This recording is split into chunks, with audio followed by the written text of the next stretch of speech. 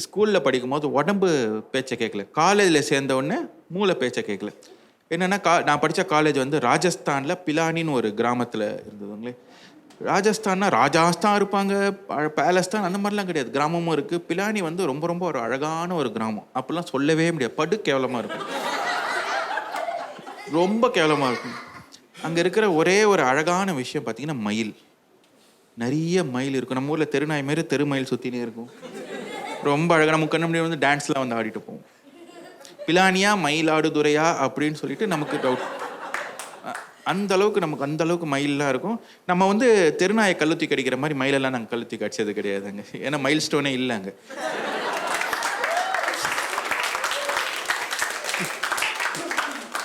ஆனால் பார்த்தீங்கன்னா ரொம்ப ரொம்ப சின்ன ஊர். எந்த அளவுக்கு சின்னதுன்னா, வெல்கம் டு பிலானி போர்டும் தேங்க்யூ ஃபார் விசிட்டிங் பிலானி போர்டும் பக்கத்தில் வச்சுருக்கோம். ஒரு எக்ஸாஜரேஷன் தான். 2 கிலோமீட்டர் ரேடியஸ் இருக்கும். அதாவது மைல் நிறைய இருந்தாலும் கிலோமீட்டர் என்னமோ 2 தான். அதோட முடிஞ்சிச்சு மயில் ஜோக். முடிஞ்சது. அந்த இடத்துல வந்து 2 ப்ராப்ளம் இருந்துச்சு. ஒன்று வந்து கம்யூனிகேஷன், இன்னொன்று வெதர்.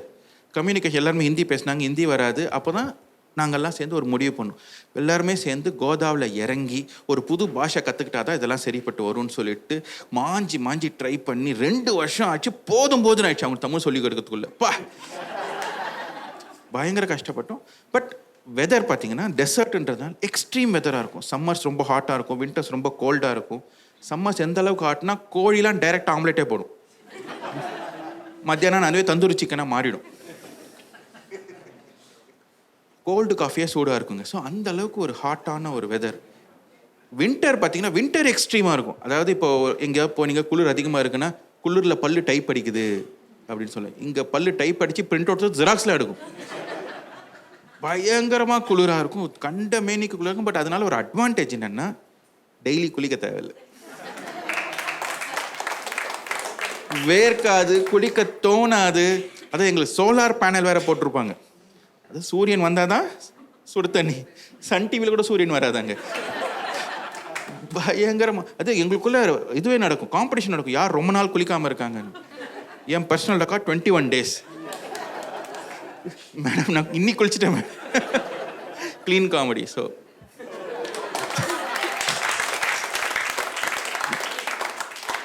தண்ணி படாத பாடுபட்டோம். ஸோ அந்த மாதிரி இடத்துல வந்து ஒரு வினோதமான ஒரு ஹேபிட் இருந்துச்சு. யாருமே சொந்த பேர் வச்சு கூப்பிட்றது இல்லை, எல்லாருக்குமே வேறு பேர் வச்சுருவாங்க. அந்த வேறு பேர் வைக்கிறதுலே 3 க்ரைட்டீரியா இருக்குது. ஒன்று வந்து அவங்க ஃபுல் நேம் அப்படியே சுருக்கி ஷார்ட் ஃபார்மாக, அதாவது மோகன்குமார் மோக்கு, ஹரிகிருஷ்ண அக்ரி, பாலகிருஷ்ண பக்ரி. ஸோ இது ஒரு கேட்டகரி. 2வது கேட்டகரி வந்து அவங்களோட கேரக்டரிஸ்டிக், அவங்க எப்படிப்பட்ட ஆள் அப்படின்னு. ஒருத்தங்க எது வந்தாலும் ஷாக் ஆகிடுவான். ட்ரிபிள் ஸ்டூடெண்ட் இல்லை, அதனால் கிடையாது, அவன் கேரக்டர் அப்படி தான். சார் அதிர்ச்சி பைத்தியம் ஆப்பி அவன் பேர். இன்னொருத்தன் வந்து பார்த்தீங்கன்னா அவன் பேர் மாதேஷ், ரொம்ப நக்கலாக பேசுவான், சர்க்காஸ், நக்கல் மாதேஷ் நக்மா அப்படின்னு அவனோட பேர். இன்னொருத்தன் வந்து முத்துவேல் பற்றி தெரியாதவங்களுக்கு சொல்லணும்னா, முத்துவேல் வந்து உலகத்திலே ரொம்ப ரொம்ப ஸ்லோவான ஒரு மனுஷன். அதாவது ஒரு மலையாள படம் பார்க்குறீங்க, அதோட ஃபர்ஸ்ட் ஹாஃப் தான் அவன் லைஃப். அவ்வளோ ஸ்லோ. அவன் பேர் முத்துவேல் தான். எப்படி கூப்பிட்டாலும் திரும்பி பார்க்க போகிறது கிடையாது. அவன் பேர் முத்துவேல். ஸோ 3வது க்ரைட்டீரியா வந்து அவங்க ஃபிசிக்கல் அப்பியரன்ஸை பற்றி. அதாவது ஒருத்தர் குள்ளமாக இருப்பான், மண்டை பெருசாக இருக்கும், அவன் பேர் சொம்பு. ஒருத்தர் வந்து டாம் அண்ட் ஜெர்ரி டாம் மாதிரி இருப்பான், அவன் பேர் டாமி. என் பேர் ரித்திக் ரோஷன். ஸோ இந்த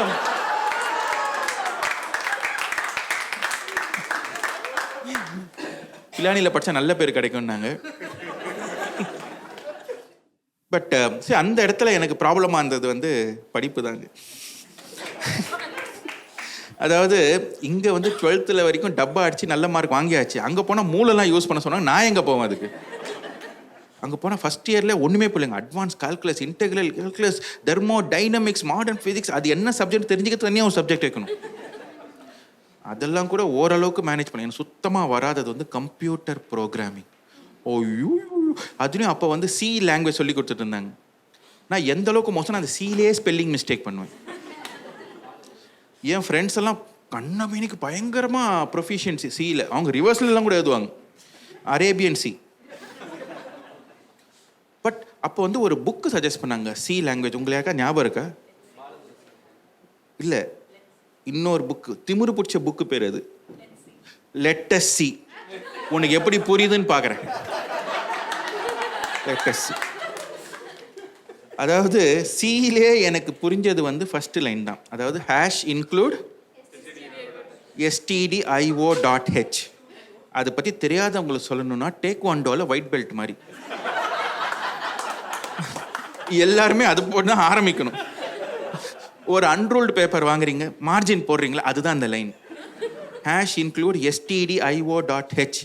அது தவிர அதுக்கு சி ப்ரோக்ராமே எனக்கே தெரியாது. அதாவது அதை டப்பா அடிக்கிறதுக்கே எனக்கு வந்து ஒரு 3 மாதம் ஆச்சு.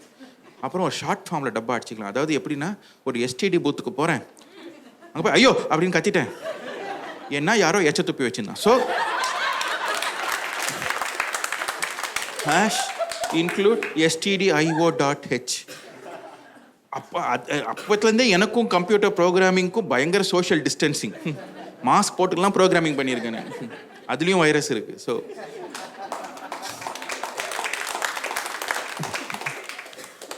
பட் மறக்கவே முடியாத இன்சிடெண்ட் வந்து பார்த்தீங்கன்னா, அந்த கம்ப்யூட்டர் ப்ரோக்ராமிங்கோட ப்ராக்டிக்கல் எக்ஸாம்.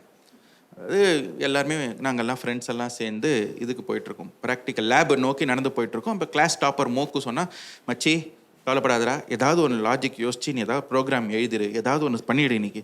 சரிடா, ரொம்ப படிக்கவே இல்லை நான். சரி பரவாயில்ல பார்த்துக்கலாம் அப்படின்னு சொல்லிட்டு போயிட்டுருக்கோம். நான் கேட்டை திறக்கிறேன். அப்போ நக்கல் மாதேஷ் அவன் வந்து, மச்சி ஒரு நிமிஷம் இரு, நீ இந்த கேட்டை மட்டும் திறக்கல, உனக்குள்ளே இருக்க பில் கேட்டை திறக்கிற. அப்புறம் இந்த ப்ரோக்ராம் எழுதி பெரிய ஆள் ஆகிடும், எங்களை கண்டுக்கவே மாட்டேன், இப்போயே ஒரு ஆட்டோகிராஃப் போட்டுக்குறா. மனசாட்சி இருக்காடா உனக்குலாம்? அப்போ முத்துவேல் வந்தான், மச்சி அப்படின்னு, டே நீயா நல்ல விதமாக தான் சொல்கிறா அப்படின்னு, இன்னைக்கு என்னடா எக்ஸாமு, நீ தாண்டா நம்ம ரேஞ்சு அப்படின்னு சொல்லிட்டு உள்ளே போகிறோம். ஸோ கம்ப்யூட்டர் லேப்குள்ளே போகும்போது எல்லாருமே ஷூ சாக்ஸ் கட்டி வச்சு தான் போகணும். ஒருத்தன் சாக்ஸை கட்டினாலே கப்பு தாங்காது. நாங்கள் 45 பேர் 90 சாக்ஸு கொடல்ல புடுங்கினோம். உட்கார முடியல. எந்த அளவுக்கு மோசமாச்சுன்னா, கம்ப்யூட்டர்ல இருக்க நார்மல் போர்டே வாந்தி எடுத்து மதர் போர்டு ஆயிடுச்சு.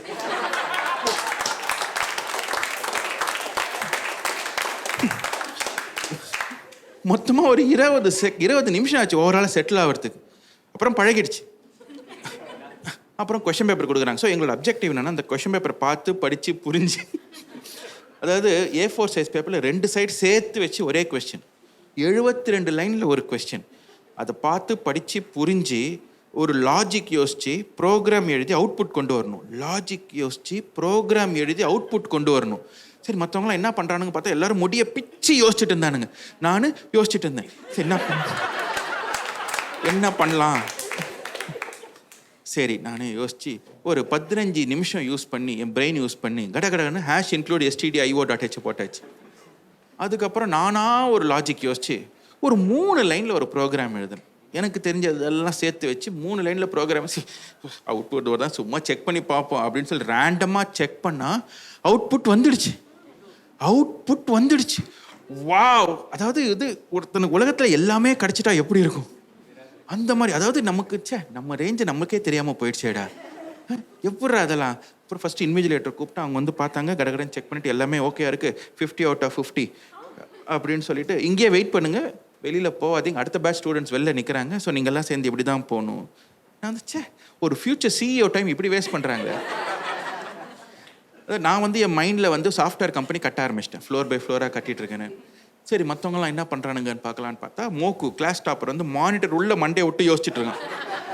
இந்த பையன் ஹார்ட் ஒர்க் பண்ணுறான், இவனுக்கு ஒரு வேலை போட்டு கொடுப்போம், ப்ராபப்ளி ஆஸ் அன் இன்டர்ன். நக்மாவை பார்த்தீங்கன்னா, அவன் கொஸ்டின் பேப்பர் பின்னாடி திருப்பி கோடு எழுதினுங்க, இந்த நாய் பின் கோடு எழுதுறவன். சார் இவனுக்கெல்லாம் வேலை கிடையாது, இவனுக்கு பியூன் வேலை கூட கொடுக்கக்கூடாது. ஒருவேளை அவன் கேட்கும் போது ஆட்டோகிராஃப் போட்டு கொடுத்துருக்கணுமோ, என்னமோ போட. அப்புறம் சேரை பின்னாடி சாட்சி யோசி, நம்ம ஏன் ஒரு புக் எழுதக்கூடாது? புக் எழுதி ஹிகின் போத்தம்ஸில் டாப் செல்லர் ஷெல்ஃபில் the monk who sold his Ferrari, அது பக்கத்தில் the programmer who bought that Ferrari அப்படின்னு யோசிச்சுட்டு இருக்கும்போது, அந்த ஹிகின் போத்தம்ஸில் பேய் மாதிரி ஒருத்தவங்க உள்ள நுழைஞ்சாங்க. ஹிகின் பூத்தம்ஸ் எங்கள் ஹெச்ஓடி லேபுக்குள்ளே நுழையிறாங்க. ஹெச்ஓடி வந்து, சாரி சில்ட்ரன், ஒரு பக் இருந்துச்சு, அதனால யார் எதை டைப் பண்ணாலும் அவுட்புட் வந்திருக்கும்,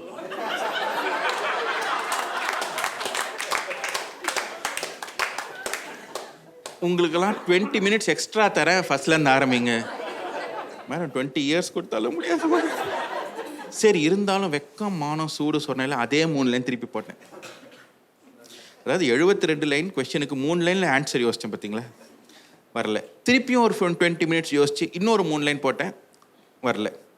டைம் அப் ஆச்சு. இன்விஜிலேட்டர் எல்லாருக்கும் செக் பண்ணிட்டு வராங்க. ஃபர்ஸ்ட் மோக்கு கிட்ட போனாங்க, ஓகே அவுட்புட் வந்துச்சு 50 out of 50. அடுத்து நக்மா கிட்ட போனாங்க, அவுட்புட் வரல, பட் ஓரளவுக்கு லாஜிக் கரெக்டாக இருக்குது. So 42 out of 50. அடுத்தது எங்கிட்ட வந்தாங்க, லாஜிக் இல்லை, ப்ரோக்ராம் இல்லை, அவுட்புட் இல்லை. அதாவது ஏற்கனவே கொடுத்த 50 out of 50ல் மேலே இருக்க 50 அடிச்சுட்டு 3 not out of 50, out of பிடி. ஏன்னா ஏற்கனவே 50 கொடுத்துட்டு முட்டை கொடுத்தா ரொம்ப கேவலமாக இருக்குமே அப்படின்னு சொல்லி 3 மார்க் பிச்சை போட்டாங்க. அது அப்படியே வாங்கிட்டு வாங்கடா போகலாம் அப்படின்னா மோக்கு சொன்னான், சரி பரவாயில்ல மச்சி நெக்ஸ்ட் டைம் பார்த்துக்கலாம். நக்மா வந்து கை கொடுத்தான், கன்க்ராச்சுலேஷன்ஸ். எதுக்கு? போன தடவை 3 மார்க் அதிகம் போல இருக்கு.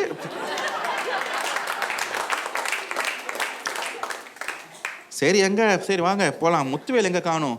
முத்துவேல் கிட்டேருந்து ஒரு சவுண்டு வருது, எங்கடா காணோம், எங்கடா காணோம். அடா இப்போ தான் லாஜிக் யோசிக்கிறான் போல இருக்கடா அவன். எங்கடானா என்னடா அந்த ஹேஷ் கீ எங்கடா அப்படின்னு கேட்குறான்.